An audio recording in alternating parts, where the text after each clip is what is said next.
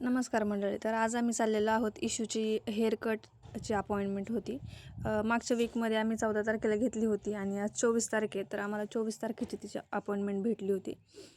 तर आज आम्ही आलेलो आहोत आणि आता इथे इशू कशी रिॲक्ट करेल माहीत नाही, कारण तिला केस कट करायची नव्हती. ती सकाळीच रडत होती की मला जायचं नाही आहे म्हणून, मला नाही केस कट करायचे.